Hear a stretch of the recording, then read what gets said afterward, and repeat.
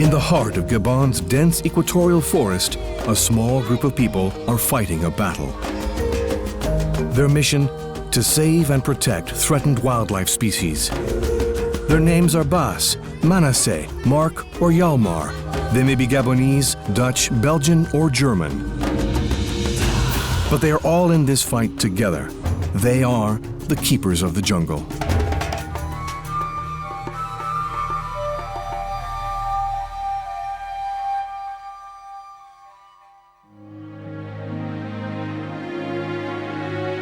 These vast stretches of lagoon and forest are home to hundreds of animals and thousands of rare plants. Gabon's natural environment is exceptionally rich and diverse. Ensuring that these unique ecosystems are preserved is a priority for the teams of the World Wildlife Fund. Their aim is to set up one of the most ambitious conservation projects ever attempted, to create a new national park, the Park of Loango. But there's a long way to go, and their work has only just begun. Gabon, a former French colony, is situated in the west of Africa on the Atlantic Ocean.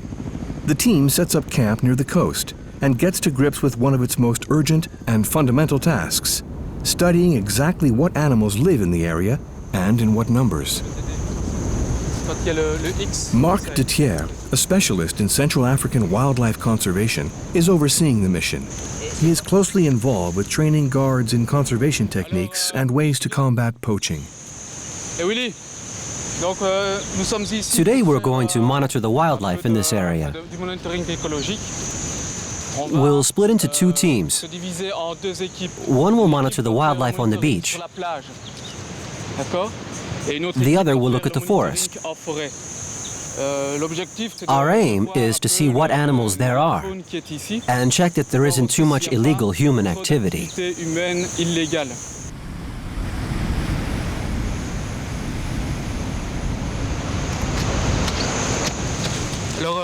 Make a note of what you see. Marshall, you take the recorder and note down all the animals you see and how many there are. And note what droppings you see. It doesn't matter whether they're new or old. Okay?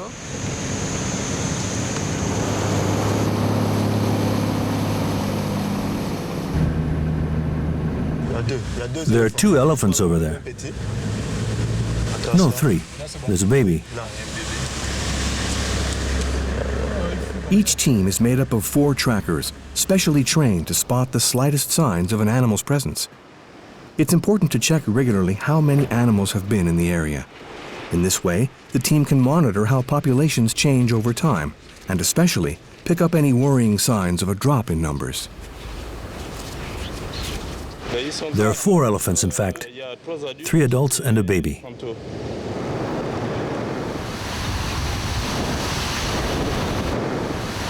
The trackers make particularly detailed observations of the elephants. They note distinctive characteristics like notches on the ear, broken tusks, or damaged trunks. They will then be able to identify individuals, map where they go, and see how much territory they need. The next step will be to ensure that people don't start planting crops near the elephants' migration routes. This is always a recipe for disaster, both for the farmers and the elephants.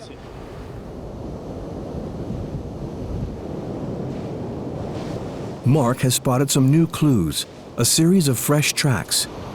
There are 3 main animal species which frequent the coastal zone of Loango: elephants, hippopotami, and buffalo. They all like to come here to graze on the juicy grass of the savanna lands. In this kind of country, Marc is really in his element. He's just spotted a herd of buffalo. They are sturdier than the buffalo of East Africa, better adapted to shouldering their way through the dense forest. They may seem harmless enough, but they can in fact be quite dangerous. If they decided to charge, Marc would be in real trouble.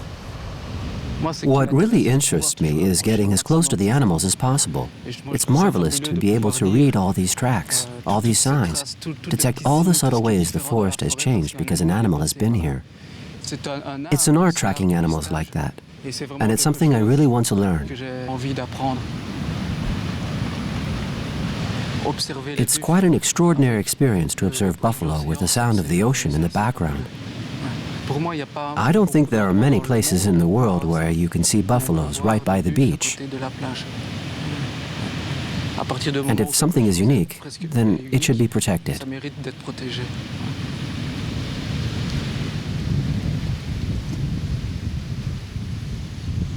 But you can't protect something properly unless you know exactly what it is you've got.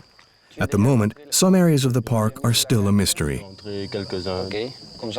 We'll start out from Gamba and fly over the lagoon first to see what human activity there is in the area. Then we'll try and make a survey right along the coast of the park and in these areas, up as far as Gamba.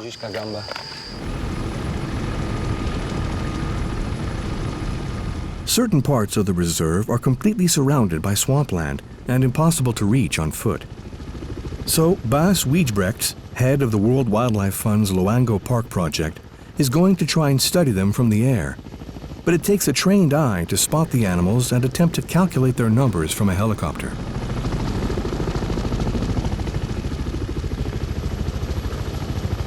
At only 35, Bas has the key role of liaising between the men out in the field and the local authorities.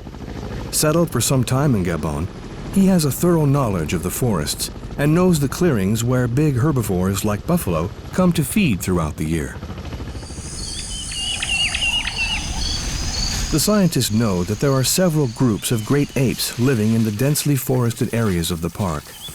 Hjalmar, a biologist from the Max Planck Institute in Germany, sets out at dawn with two guides to try and find the apes. They soon see unmistakable signs that there are gorillas in the area. Fresh droppings. Those are chimpanzee nests. 1, 2, 3. There's a third nest over there. The forests of Gabon are home to two species of apes, lowland gorillas and Central African chimpanzees. These animals are now seriously under threat, both from poaching and the destruction of their habitat. In the long term, Hjalmar and his team aim to set up ecotourism projects, encouraging people to come and observe the apes. But for this to succeed, the apes will have to become habituated to the presence of humans, and this will be a long, slow process.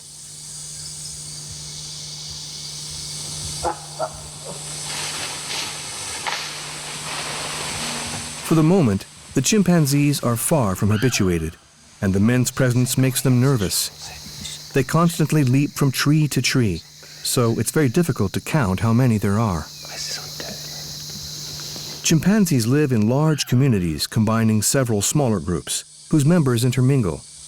In some parts of the Congo Basin, these communities can be composed of as many as 150 individuals.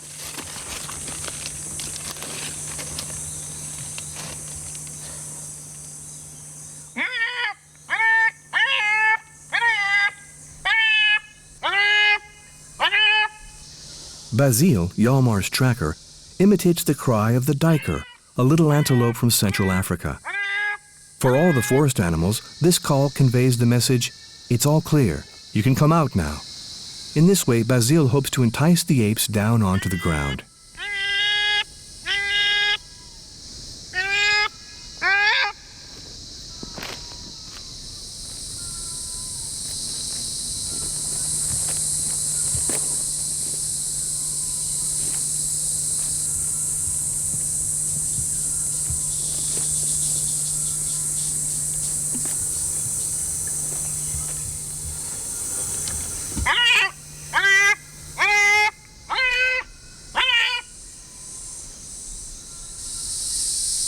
The men wait expectantly, hoping to see the chimpanzees appear in the undergrowth. Gradually, a shape emerges a dozen meters away, but it's too huge to belong to a chimpanzee.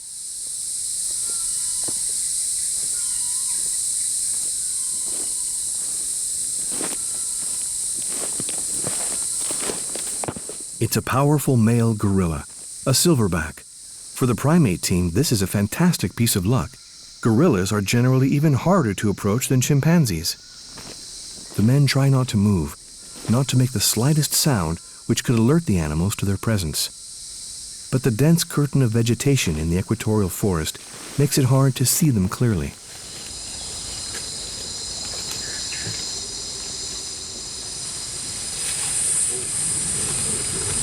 Lowland gorillas live under the protection of a dominant male who reaches sexual maturity at around the age of 12. It is then that the fur on his back starts to turn silver. The silverback leads a group of 7 to 12 females and their young. Gorillas roam over a territory of around 10 to 20 square kilometers, moving to a different area every day in search of food. Every night they settle to sleep in a different place. Each member of the group has to build his own nest, on the ground during the dry season and in the trees during the rainy season. Lowland gorillas feed on a variety of different plants, and in the equatorial forest they're spoiled for choice. But what they like best of all is fruit, and they think nothing of traveling several kilometers every day to find it.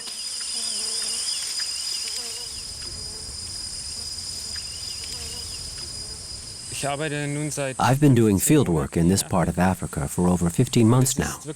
It's always very difficult to see gorillas and observe their behavior in such dense forest. I've only managed to get as close as this on 3 or 4 occasions. It's a truly rare event.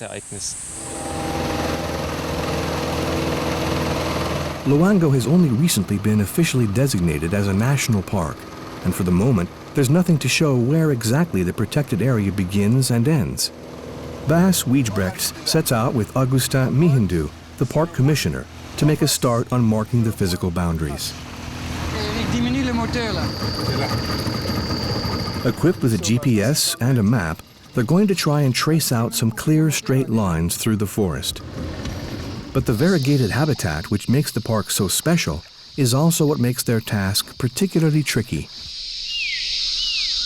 This is where the going gets tough.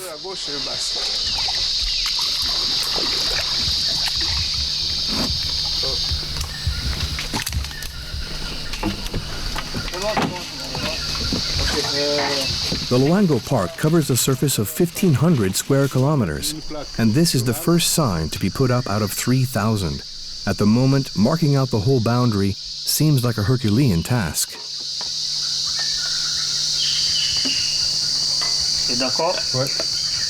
It may not look like an impressive ceremony, but Bas and Augustin have nonetheless waited a long time to perform this highly symbolic act. It marks the beginning of the physical and legal existence of the Loango Park. Excellent. You can see it a long way away. It's practically fluorescent. Easy to identify. This park border is now absolutely clear. So, one down and only 2,999 to go. But fortunately, they won't have to do it all by themselves. Augustin has already enlisted the help of local villagers in putting up more signs. And when the work is done, no one caught poaching in the park will be able to make the excuse that they simply didn't know the park was there.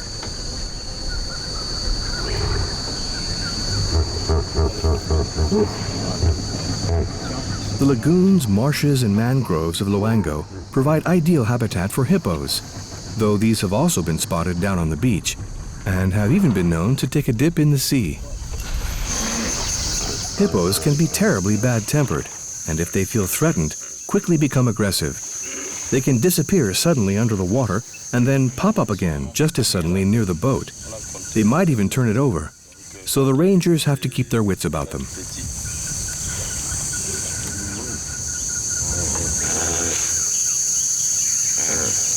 For the keepers of the jungle, work never stops.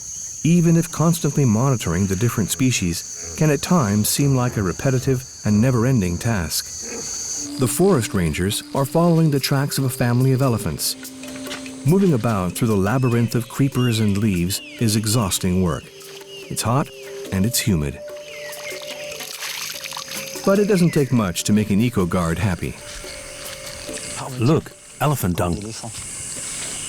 That must have been left this morning, or last night. This morning, I would say. It certainly still has a fresh smell.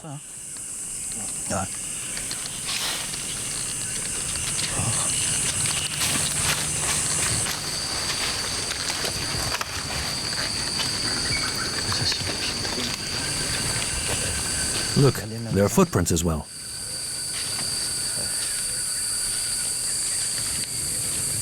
These new clues show that the rangers are now homing in on the elephants once more. A few hours later, their wanderings end exactly where they'd begun, in the grasslands down on the coast.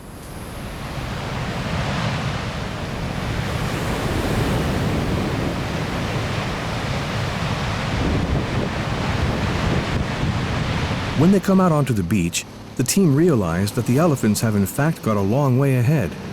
They decide to follow by jeep to try and catch up.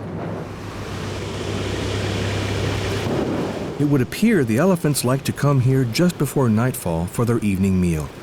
This is where they finish munching up the 200 kilos of vegetation that an adult needs to consume every day.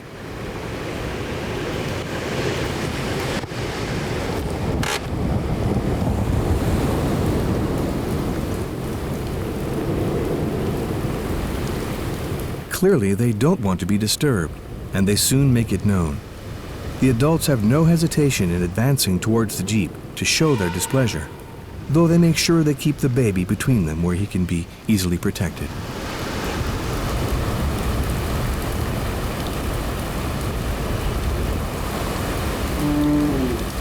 The message is clear, and it's go away. In all today, the guards have counted around 30 elephants near the beach, and according to initial estimations, believe there are some 8,000 elephants in Loango Park. Although this is good news in itself, large numbers of elephants will inevitably mean an increased risk of them coming into conflict with the local population. A few days ago, some villagers reported seeing elephant remains near their plantations on the western border of the park. Patrol travels to the area to try and find out what has happened. Leading the patrol is Manassé. He comes from the north of the country and has special responsibility for fighting poaching. Today, he's accompanied by a group of new recruits.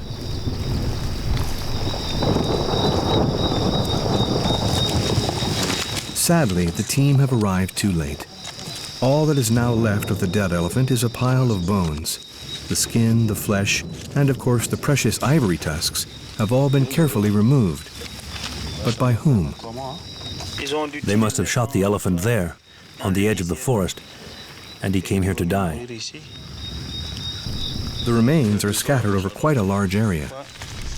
The bones will have been moved by other elephants, because they always come back to a place where one of their companions has died. They try to scatter the bones about and sometimes to hide them. Even when they find the carcass still intact, they try to drag it away and hide it. If there are trees nearby, they cover the remains with branches. That's the case here. But was the elephant actually shot by poachers or by villagers who could no longer stand seeing their crops destroyed by the animals? The rangers will have to find out. The elephants are not the only victims of poaching. Sea creatures are also under threat. Every year from November onwards, World Wildlife Fund volunteers patrol the coast, looking in particular for signs of leatherback turtles.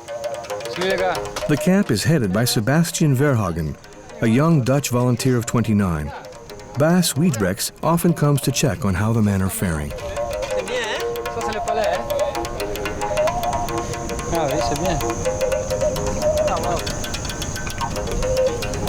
Hello, guys. You look really tired. Are you okay? I hope you're getting some rest. What time did you get back this morning? 6 o'clock. You must be fed up working all night and sleeping in the heat of the day, and without even getting to see any turtles. Sometimes we feel demoralized. We haven't seen any turtles these last 2 nights. What about poaching? Have you seen any signs of it here? Yes, last night. A leatherback.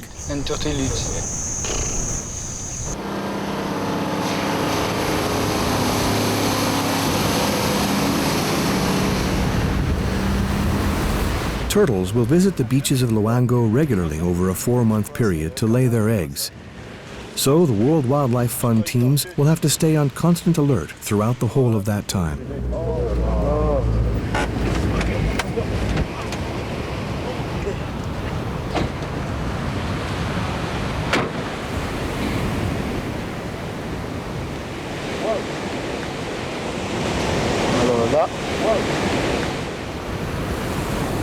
I think it's probably a trawler that did the damage. The turtle got caught in their net. Then they threw it back and it washed up here on the coast.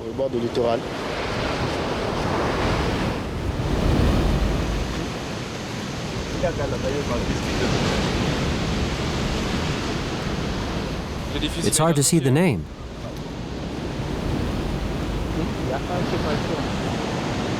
Is that another one? Last night we saw two over that way.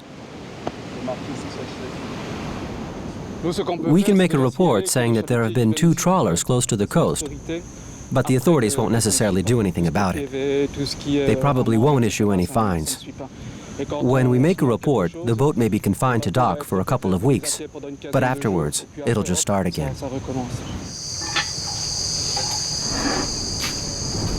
Back at camp, the atmosphere is subdued. Morale is low. The fact that there are trawlers working nearby is an added danger for the leatherbacks, on top of the threat posed by the poachers. The guards are going to have to dredge up their last reserves of energy and determination to head back into the fray again this evening. They have only a few hours of rest before the next patrol.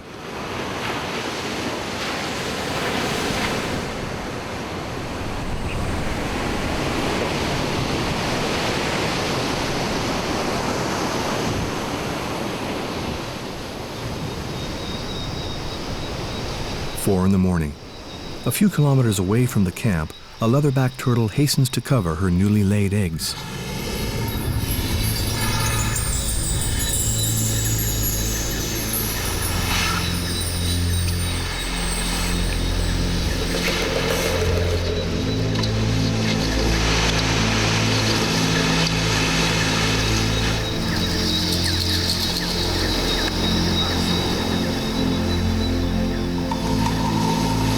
After laying, the turtle always makes 4 or 5 imitation nests in the sand surrounding the real one.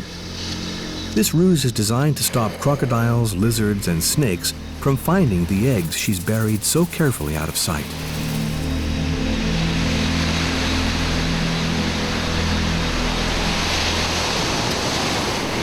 Then, in order to confuse the issue still further, the turtle moves about on the sand, leaving more misleading tracks.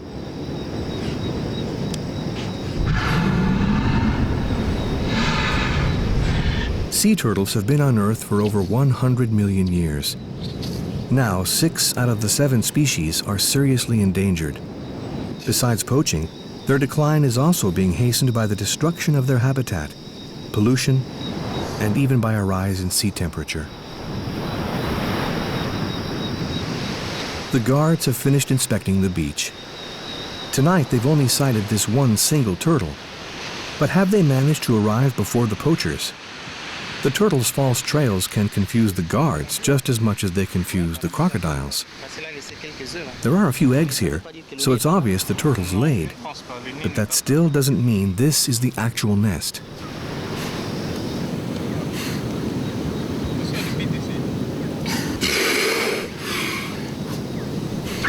After laying, which lasts 2 whole hours, the poor turtle, quite exhausted, gathers her last reserves of strength and starts dragging herself back down to the sea. The rangers can't let her go without first gathering some specific information about her, but they have to act as fast as possible so as not to hinder her any further than necessary. It's Eustache calling. We found a turtle who's just come up on the beach. She's already laid. Bring the equipment. We'll tag her and take some measurements. Yes, she's already laid. Come quickly. We'll wait here. See you in a minute.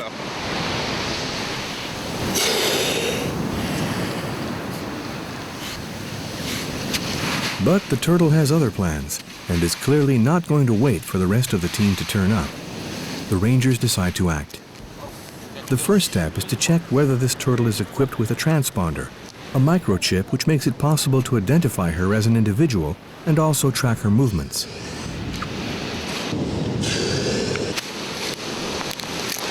As she doesn't have one, the rangers quickly inject one just under her skin.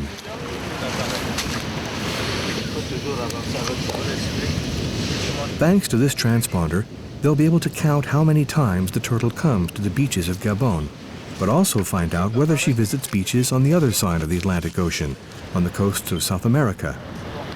It is known that turtles make long migrations, but still no one knows exactly where they go. The females always come back to the beaches where they were born to lay their own eggs, and may visit several times in a season. But they may not then return for another 2 to 4 years.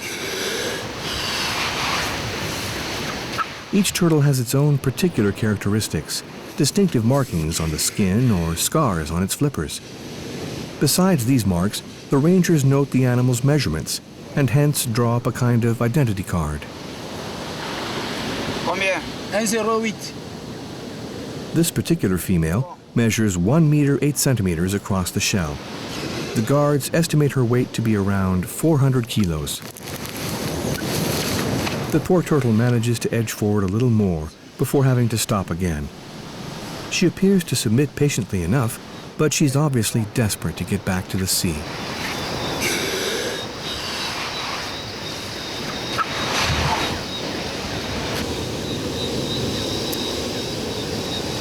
Third and final step in this operation, taking a tiny skin sample.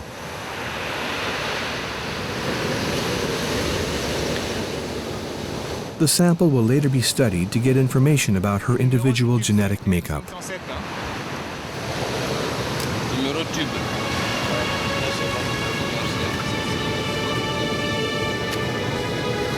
The medical is over, and the turtle finally free to go. With her remaining strength, she heads off again, dragging herself towards the welcoming waters.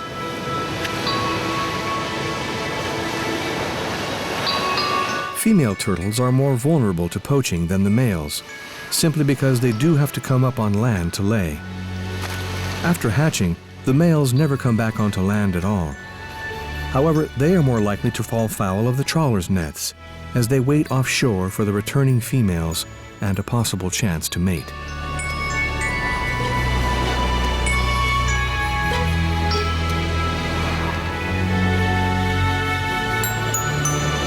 Young females only come back to land for the first time when they reach sexual maturity, around the age of 20. But 20 years is a long time, and when they arrive on the beach of their birth, they can often find building developments have changed the place completely. This is one reason why the protected beaches of Loango are so important, among the most important leatherback nesting sites in the world.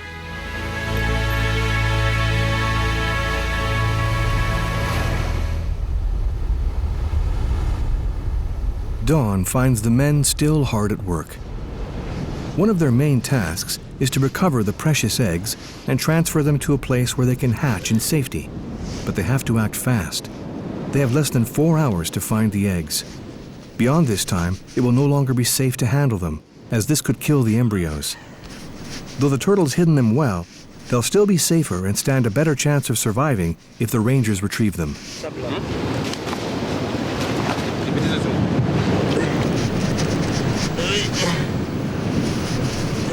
The precious booty is transferred to a bucket with a good patting of sand. Ouais, c'est fini. Ok. C'est ça, c'est fini.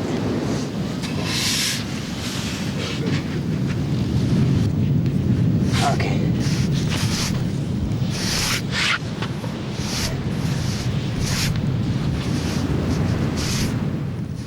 There are 59 eggs in total. They will finish maturing in the camp's hatchery, where they will be protected from natural predators and from poachers. Ok, parfait. Only in 2 months' time, when the eggs are due to hatch, will the rangers know if their mission has really been successful. Super.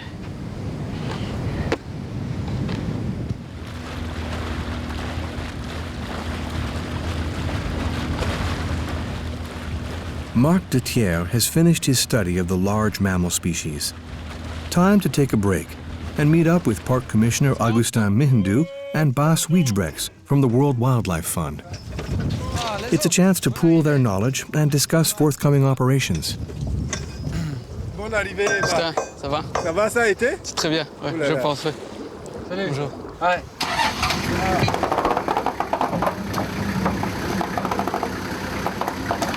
The census operations have revealed that a wide variety of species are present in the park, and some of them can be observed quite easily. This is vital to the success of planned ecotourism projects. That's what's so interesting. We have to see how many times the different groups have been observed. I wonder if they're not already getting used to having humans around, because that means the buffalo and the elephants won't run away anymore. It'll be more interesting.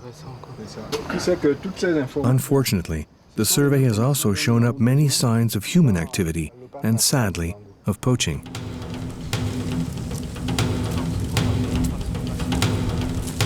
There are reports of traps being discovered in the forest. Manassé, the head of the anti-poaching division, is immediately alerted and sets off with his rangers. Their mission is to find and destroy all of the traps.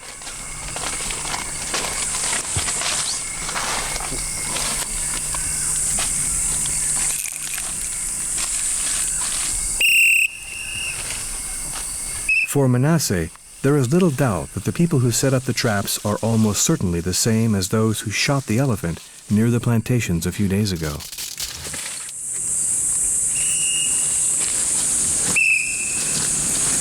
Snares designed to catch little deer and other small mammals are hidden right along the paths which the animals usually use to move through the forest.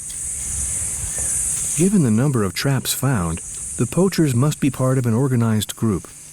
Only a well-established network would have the means to collect this many animals and then transport them to town. Setting up snares inside the park, where there are such large numbers of prey animals, means easy pickings for the poachers.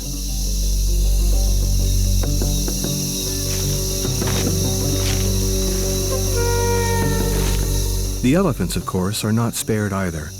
Their ivory tusks make them particular targets, but they are also killed for their meat.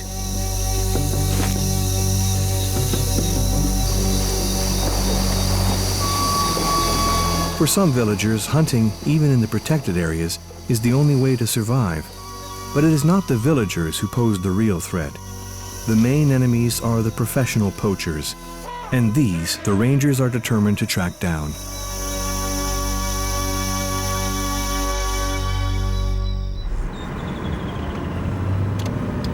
Bass returns to his headquarters at the village of Gamba. He is perfecting the last details of a large-scale operation.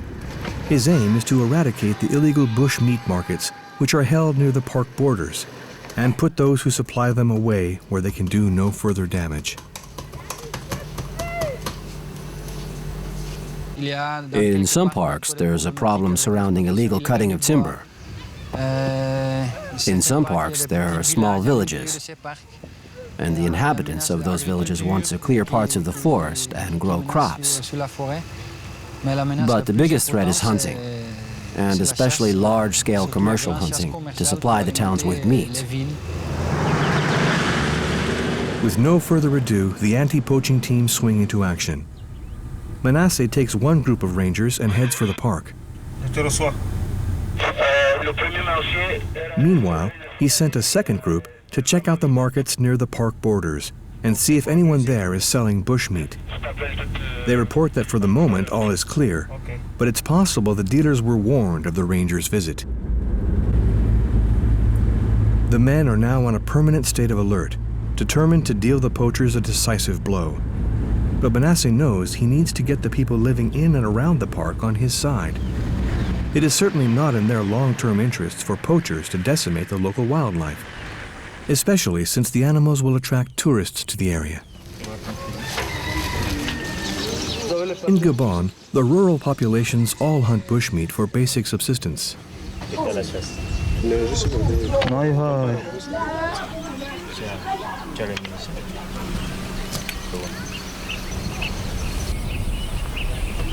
You have to have your papers in order. It's very important to have a gun permit. This isn't just to make trouble for you. If you got the permit, it provides an insurance for you, too. Manassé's priority is to fight against poaching on a large scale. A villager caught with 2 cartridges and an unlicensed rifle will just get a good talking to. The aim is not to make the villagers angry, but to keep them informed about the regulations. Read these. You'll see what it's all about. The latest outbreak in poaching is, of course, also a threat to the monkeys and apes.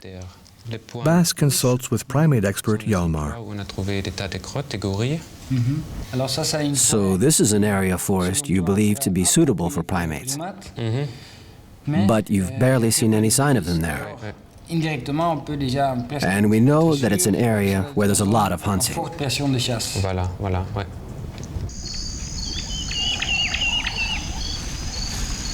Hjalmar is particularly concerned about the areas of the park nearest to the illegal markets. He sets out to find proof that primates do normally inhabit this high-risk zone and are suffering directly from hunting pressure. To do this, he's going to set up camera traps along the paths which the animals usually follow. On tire. Comme ça le soulage. Non, c'est bon. C'est bon? Oui.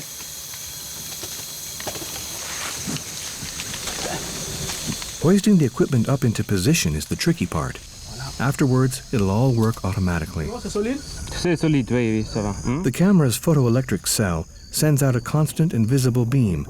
As soon as anything crosses the beam, the camera will take a snapshot. Here comes the rain. And this is not a light drizzle he's talking about. In the wet season, it never rains, but it pours. For the jungle rangers, it's what you might call an occupational hazard.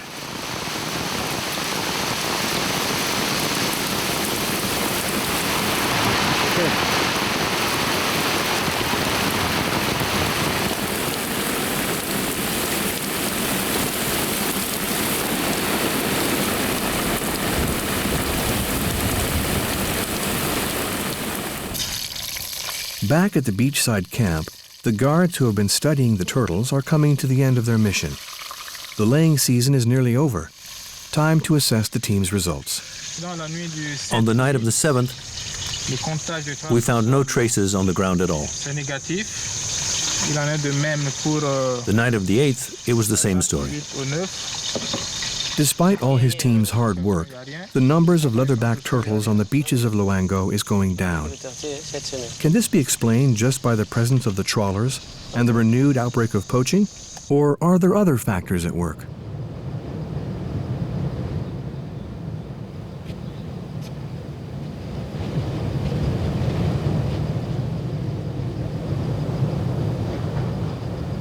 Despite the bad news, 2 members of the team at least have had a nice surprise this morning. Around 15 leatherbacks have been born in the camp hatchery during the night.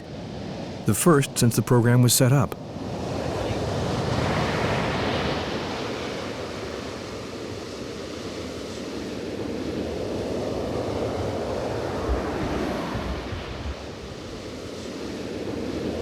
If all goes well, these babies, just a few hours old, will come back at some point in the future and continue the age-old tradition of their ancestors, to lay and bring a new generation into being on the beach where they themselves were born.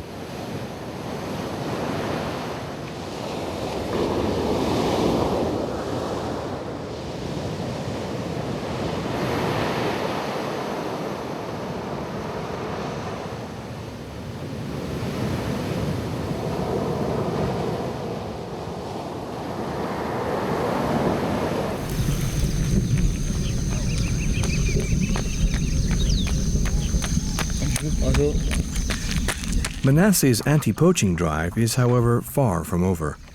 Since the large-scale hunters will inevitably have to transport their haul by road to the urban markets, he is now targeting the main arteries leading from the park and has set up a roadblock to try and catch the perpetrators.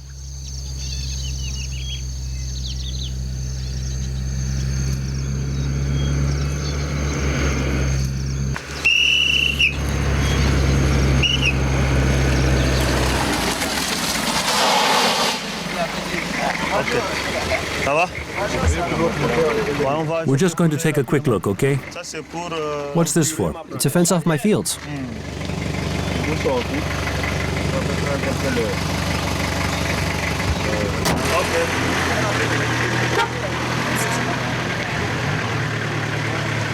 Check it quickly. And the one behind. Nothing is left to chance because any one of the vehicles could be carrying hunters, firearms, or bushmeat. The rangers must search, but also take this opportunity to explain what they're doing and why. If you shoot a robber with a gun and you don't have a permit, you'll be the one who gets into trouble. You must always have permits for your guns.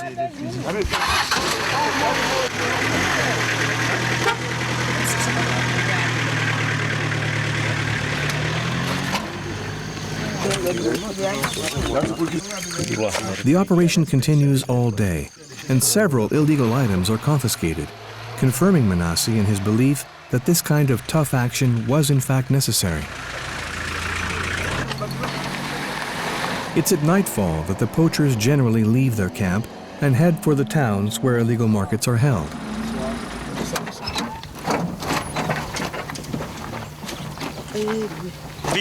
Manassé pushes his team to act quickly because he can sense that this situation could degenerate very suddenly. The number of guns seized from this one jeep leaves little doubt what the owners were planning. Unsurprisingly, they don't want the incident to be recorded for prosperity. But they were clearly not simply hunting for their own subsistence. Despite the absence of game, these men risk a hefty fine and even a prison term. But in practice, these sanctions are rarely applied. There is no real political will to deal with the problem. At this point, Manassé gets a call from Bass back at the headquarters. I was just calling to see if you had any news from Hjalmar and his team, because it's been 2 weeks now since they set off into the forest and we still haven't had any news. I'm beginning to get a bit worried. I'm afraid I don't know. We left Morindi yesterday. So today you're at Shabanga then? Well, let me know if you hear any news from Hjalmar. You can reach me anytime. In any case, I'll see you in a week's time. Okay, bye.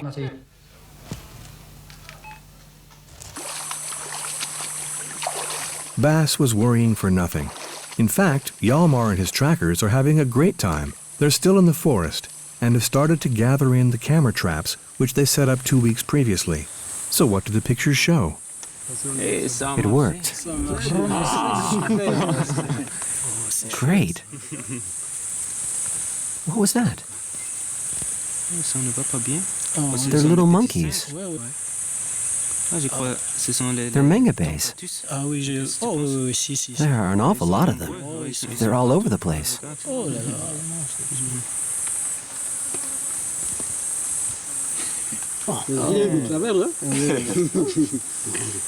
It's worked really well. It's great. Really good pictures. It's a gorilla. It's a silverback. He's really big. He can smell something. Right there. It's a female. Yes, it's a female with a baby.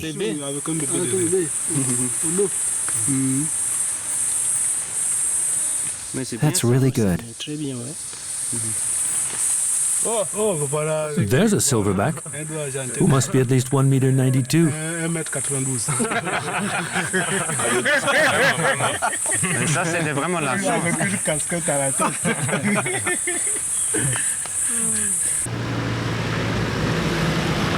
Manassé and his anti-poaching team head back to Gamba headquarters, where Bass and Park Commissioner Augustin wait eagerly for news.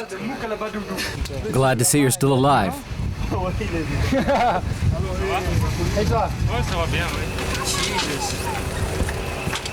Besides the arms seized, the rangers have also arrested 3 men caught red-handed in the act of poaching in the Loango Park. They will be brought up before a public prosecutor. Later, they'll be tried on a charge of poaching in a protected area. It's important to set a good example right at the outset. It's important to show that poaching in the park is right out. We have to be quick and firm.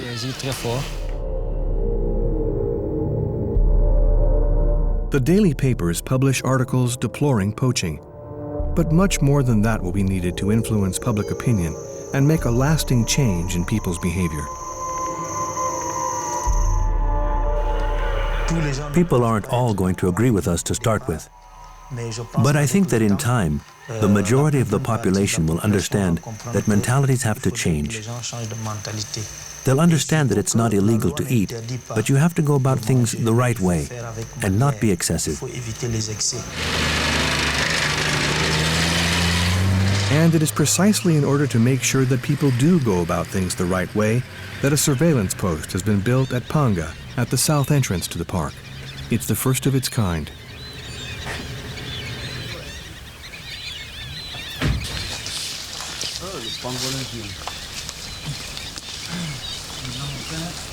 The idea is to have rangers here. That way, at least, they'll keep an eye on things, especially the big jeeps coming in to poach. The small-scale hunting in the villages isn't the big threat. The real problem comes from the professional hunters who are backed by people with money, who may even be local officials. To combat poaching and corruption, the best method, as always, is to teach young people about the problem so that they too are concerned to protect their wildlife. Who's already eaten elephant meat? Hands up. There are a lot of you. If you see your parents go hunting, setting off to kill 50 gazelles, 30 porcupines, 40 monkeys, what are you going to do? You personally. Ask them to stop. And why are you going to ask them to stop? Because they're going to destroy everything. They'd be destroying your wildlife, wouldn't they? Who does the wildlife belong to? The children, right. That means that we must protect the environment. We must make people more aware of it, and we must prepare for future generations, right?